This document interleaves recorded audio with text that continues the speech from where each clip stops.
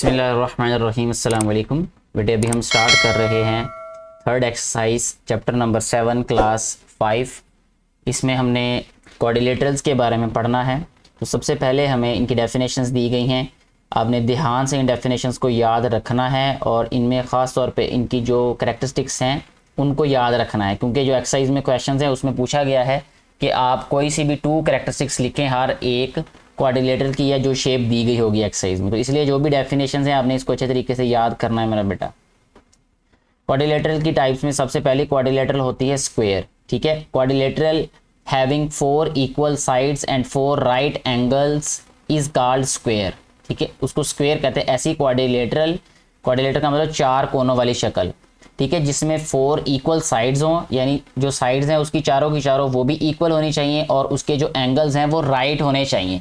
ठीक है, तो ऐसी जो क्वाड्रिलेटरल है उसको स्क्वायर बोलते हैं। आगे ये शेप बना के भी दिखाई गई है यहाँ पे सामने, और नीचे यही लिखा हुआ है कि इसमें ये साइड्स जो हैं वो इक्वल हैं। इसके बाद सेकंड जो क्वाड्रिलेटरल है वो है रेक्टेंगल।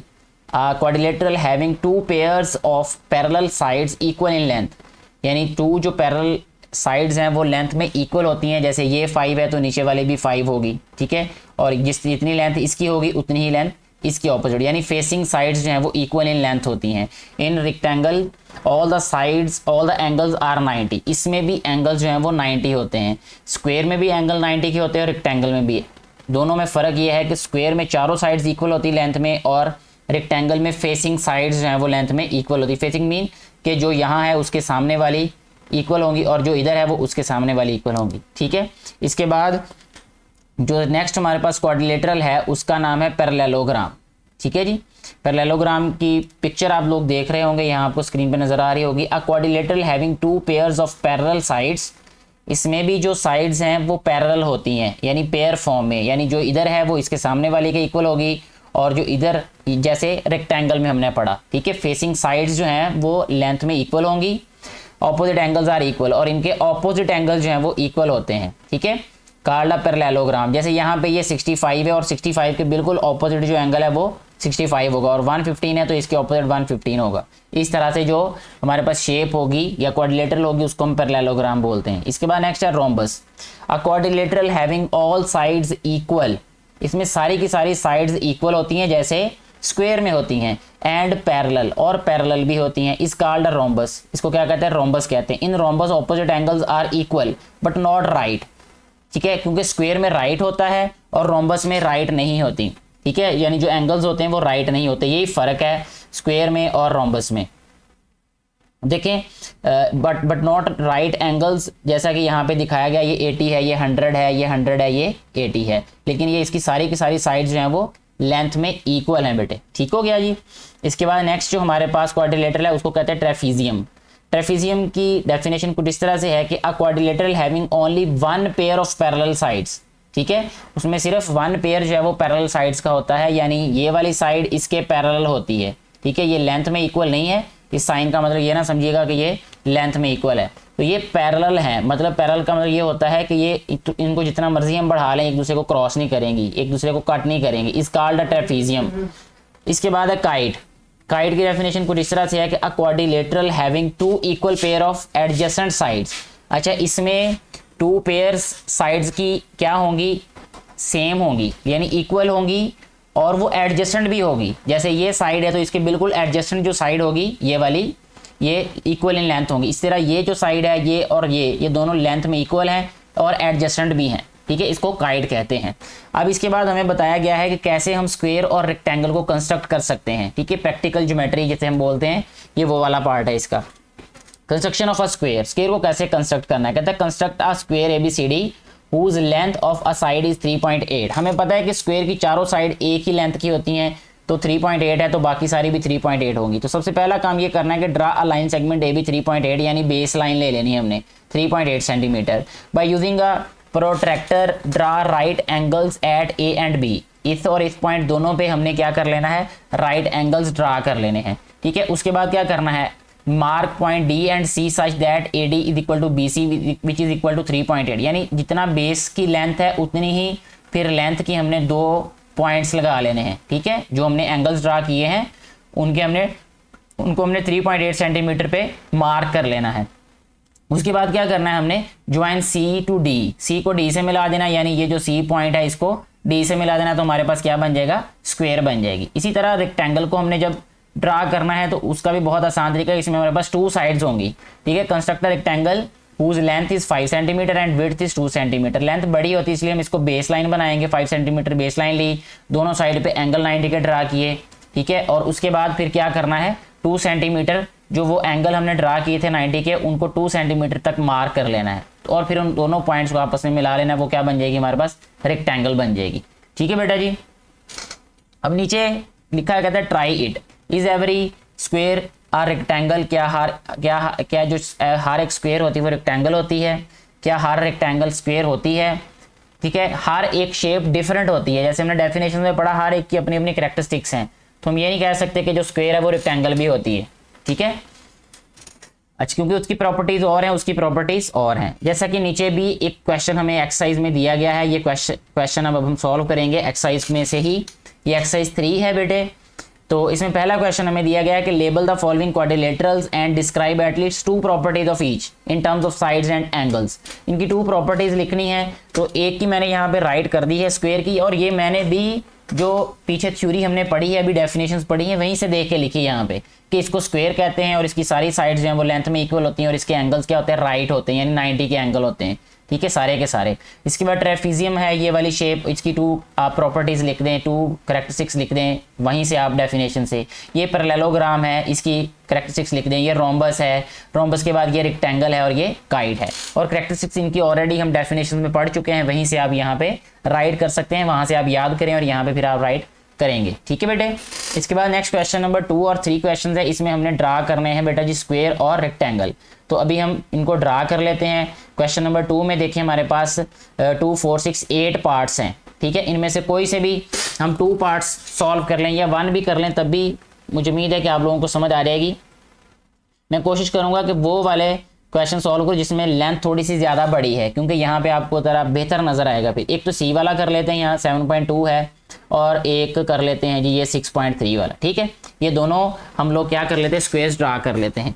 आसान सा तरीका है स्क्वेयर्स ड्रा करने का। सबसे पहले हमने क्या करना है कि एक रूलर लेना है, ये आपके हमारे पास रूलर आ गया जी, एक यहाँ पे कर लेते हैं जी ड्रा इसको, और फिर हमने 7.2 सेंटीमीटर एक लाइन सेगमेंट ले लेनी है, ठीक है। 7.2 सेंटीमीटर, तो ये इतनी बनेगी 7.2 सेंटीमीटर, ठीक है बेटा जी। तो आगे इसके कंस्ट्रक्शन स्टेप्स जो हैं वो आपने खुद लिख लेने हैं, वो आप लोग उसमें एग्जांपल्स में से देख के, यानी एक्सरसाइज से पहले जो हमने डेफिनेशंस पढ़ी हैं वहाँ पे क्वेश्चन जो सॉल्व किए, यानी एग्जांपल जो सॉल्व किए हैं वहाँ लिखे होंगे कंस्ट्रक्शन स्टेप्स सारे, वो वैसे ही उनको अपने यहाँ पे लिख देना है। मैं इसको कह लेता हूँ कि ये हमारे पास ए है, ये बी है, ए बी लाइन सेगमेंट है 7.2 सेंटीमीटर। उसके बाद सेकंड नंबर पे हमने ये करना था कि ए और बी दोनों साइड्स पे हमने क्या करना है, 90 के एंगल ड्रा करने हैं, ठीक है। उसके लिए हमें प्रोट्रैक्टर चाहिए, तो प्रोट्रैक्टर हम यहाँ पे रखेंगे पहले बी पे, ठीक है, और फिर एंगल 90 का ड्रा करेंगे। ये यहाँ तक एंगल आएगा 90 का, फिर इसी प्रोट्रैक्टर को उठा के हम इस साइड पे रख लेंगे, ठीक है, ए साइड पे, ए कॉर्नर पे, और फिर 90 वाले एंगल पे हम एक पॉइंट लगा देंगे, ठीक हो गया बेटा जी। अच्छा जी, अब क्योंकि ये थोड़ा सा हमारे पास बड़ा बनेगा, ये इस तरीके से हम इसको साइड पे करते हैं पहले अभी, ठीक है। और ये हमारे पास 2 पॉइंट्स आ गए, इन दोनों को अब हम मिलाएंगे ए और बी से, ठीक है। ये पॉइंट है जी हमारे पास एक ऐसे, ठीक है। इसी तरह फिर इसको भी मिला देते हैं बी से, ठीक है जी। अब ये 90 के एंगल्स हमने ड्रा कर लिए यहाँ पे। अच्छा, इसके बाद नेक्स्ट स्टेप हमने क्या करना है, हमने लेना है जी स्केल यानी रूलर लेना है, और रूलर की मदद से फिर हमने 7.2 सेंटीमीटर यहाँ पे पॉइंट्स लगाने हैं यहाँ पे, यानी पॉइंट्स मार्क कर देंगे अब हम यहाँ पे। तो ये हमारे पास यहाँ पे स्केल है, और इसको हम अब क्या करेंगे, इसकी डायरेक्शन चेंज करते हैं जी बेटे। ये है जी हमारे पास रूलर, और 7.2 देखें तकरीबन यहाँ पे आएगा, ये 1 और 2 यहाँ पे, ठीक है। और इसी तरह यहाँ से हम रूलर को उठा के इसके ऑपोजिट साइड पे यहाँ रखेंगे, और इधर भी क्या करेंगे 7.2 को मार्क करेंगे 7.2, ठीक है बेटे। अच्छा जी, अब हमने क्या करना है कि रूलर को भी साइड पे कर देना है, और इन दोनों पॉइंट्स को आपस में मिला देंगे अब हम, ठीक है, स्ट्रेट लाइन की मदद से। यहाँ से यहाँ, ठीक है। तो अब देखें ये हमारे पास जो शेप है ये एक है स्क्वायर, ठीक है। इसमें ये भी 7.2 और ये भी 7.2 और ये भी 7.2, ठीक है। ये सारी साइड जो हैं ये 7.2 सेंटीमीटर्स की हैं। यहाँ पे हम इसको एरोज लगा देते हैं, ठीक है। तो बाकी कंस्ट्रक्शन स्टेप्स जो हैं वो हम वहीं से देख के लिख सकते हैं, जो कि एग्जांपल्स हम ऑलरेडी सॉल्व कर चुके हैं, ठीक है बेटे। इसके बाद एक और इसका पार्ट ये 6.3 वाला, जैसा कि मैंने आपको बोला था कि हम सॉल्व करेंगे, तो अभी हम वो वाला पार्ट सॉल्व कर लेते हैं। उसके लिए हमें क्या करना पड़ेगा, पहले रूलर चाहिए। रूलर की मदद से हमने क्या करना है जी, इधर से दोबारा रूलर ले लेते हैं ताकि ये ऑटोमेटिकली अपने ओरिजिनल पोजीशन में आ जाए। जी बेटे हमने सबसे पहले करना है रूलर की मदद से 6.3 सेंटीमीटर एक लाइन सेगमेंट ड्रा करेंगे जी अब हम, ठीक है जी। ये आ गया जी 6.3 सेंटीमीटर, ठीक है बेटा। इसके बाद सेकंड नंबर पे हमने 90 के एंगल्स ड्रा करने हैं। ये प्रोट्रैक्टर को रखेंगे यहाँ पे और एक पॉइंट हमने यहाँ पे प्लेस किया, यानी यहाँ पे लगाया, क्योंकि ये 90 के एंगल को रिप्रेजेंट करेगा। इसी तरह इसकी ऑपोजिट साइड पे प्रोट्रैक्टर को रखा और फिर एक और पॉइंट यहाँ पे लगाया, ये भी 90 के एंगल को रिप्रेजेंट करेगा। प्रोट्रैक्टर की अब हमें ज़रूरत नहीं है, इसलिए इसको मैं रिमूव कर देता हूँ। तो अब ये इस पॉइंट को मिलाएंगे हम इसके साथ, ठीक है जी। इसी तरह इस पॉइंट को भी मिलाएंगे हम इसके साथ, ठीक है। अच्छा जी, इसके अलावा हमें इनके नेम्स अगर हम लिखना चाहें तो ठीक है। यहाँ पे हमारे पास है ये 6.3 सेंटीमीटर्स, ठीक है। 6.3 सेंटीमीटर की ये लाइन सेगमेंट है। इसके बाद अब हमें क्या करना पड़ेगा कि ये जो हमारे पास 90 के एंगल्स हैं, इन वाली जो रेज हैं इनको हमें अब कट करना है बेटा जी। थोड़ा सा इसको यहाँ पे प्लेस करते हैं ताकि इसको लाइन के मुताबिक हम सीधा कर लें। इधर इसको इसका वो जो पॉइंट जो है वो अब ये मुझे लगता है सीधा हो गया इसके लिए, ठीक है। अब यहाँ पे इसको रखेंगे, ठीक है जी, 0 को, और 6.3 पे मार्क करेंगे। 6.3 कहाँ आएगा हमारे पास, ये 1 2 3 तकरीबन यहाँ पे आएगा ये, ठीक है। तो थोड़ा सा फ़र्क हो सकता है क्योंकि ये बहुत छोटी छोटी ग्रेडिंग है इसकी। असल में कॉन्सेप्ट आप तक सही पहुँच रहा होगा तो हमारी बात जो है वो पूरी हो जाएगी, ठीक है। मकसद हमारा ये है कि आपको कॉन्सेप्ट समझ आ रहा है। जब आप खुद प्रैक्टिकली ड्रा करेंगे तो आप ज़्यादा अच्छा बनाएंगे फिर इससे। ये भी 6.3 यहाँ पे पॉइंट आ जाएगा ये, ठीक है बेटा। अब हमें स्केल की भी ज़रूरत नहीं है, तो स्केल को हम कर देते हैं यहाँ से गायब और ये ड्रा करेंगे जी। अब हम इस पॉइंट को, सॉरी ये मैं फिर दोबारा भूल गया हूँ कि ये स्ट्रेट लाइन नहीं लगेगी इससे, ये स्ट्रेट लाइन आएगी हमारे पास ऐसे। तो ये 6.3 सेंटीमीटर की ये होगी। इनको बना देते हैं हम रेस, ये रे और ये, ठीक है। ये एंगल भी 90 का, ये एंगल भी 90 का, और ये सारे एंगल ही असल में 90 के ही होते हैं स्क्वायर में, ठीक है। साइड्स इनकी सारी की सारी क्या है, 6.3 सेंटीमीटर। असल में इसमें ड्रा करने का पता होना चाहिए आपको, तो वो बता दिया गया है आपको कि कैसे स्क्वायर को ड्रा करते हैं। नेक्स्ट पेज पे चलते हैं। यहाँ पे हमें क्या कहा गया कि रेक्टेंगल्स ड्रा करनी है हमने।